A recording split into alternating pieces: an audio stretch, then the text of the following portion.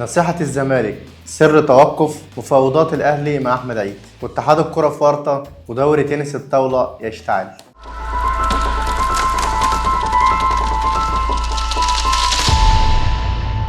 نصيحة الزمالك: سر توقف مفاوضات الأهلي مع أحمد عيد، اتحاد الكرة في ورطة بسبب أزمة كأس السوبر، حسبة بيرما في دوري تنس الطاولة، السلاح يكتسح بطولة أفريقيا، حسام عبد الحميد مدير فني لسلة الزمالك. نصيحة الزمالك: سر تراجع الأهلي عن ضم أحمد عيد. عنوان غريب شوية لكن هقول لكم التفاصيل. في مفاوضات الأهلي لضم أحمد عيد الظهير الأيمن لفريق المصري واللاعب السابق في الزمالك، واللي خلال الفترة الحالية قريب جدا من انضمام للأهلي لدعم الجبهة اليمنى بناء على طلب الأسباني ريفيرو. وبالفعل الأهلي اتحرك بقوة، ولكن توقف حاليا بسبب تقرير خاص من الزمالك. الأهلي فوجئ إن في تقرير في الزمالك برحيل أحمد عيد عن الزمالك، وده بسبب دخول اللاعب في عدة مشاكل مع الأجهزة الفنية وكمان بعض الغرامات واللي تم توقيعها عليه خلال تواجده في نادي الزمالك. والتقرير كان فيه نصيحة عدم التجديد للاعب، وده اللي حصل، وده اللي خلى الأهلي يخاف من فكرة ضمه وتوقف فيها، ودلوقتي بيدرسها كويس بناء على تقرير الزمالك اللي وصل لمسؤولي الاهلي.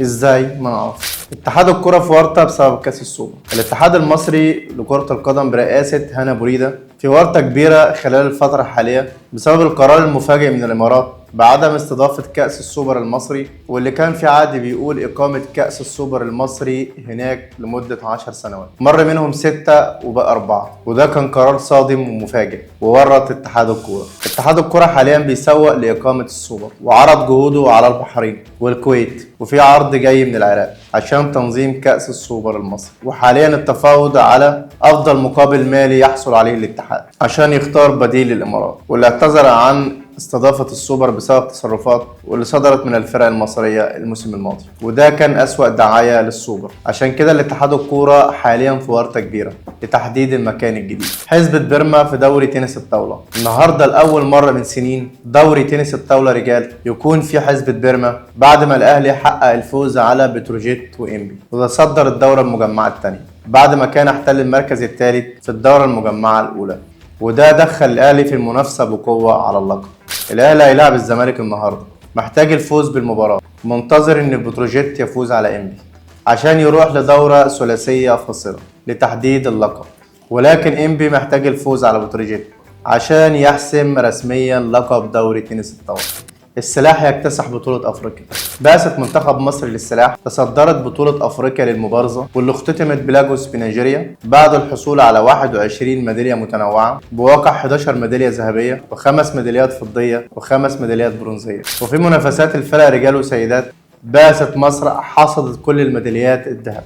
في سيطرة مصرية مطلقة وتامة على لعبة السلاح على مستوى قارة أفريقيا، ومنتظرين من السلاح الميداليات الذهبية في بطولات العالم والأولمبياد.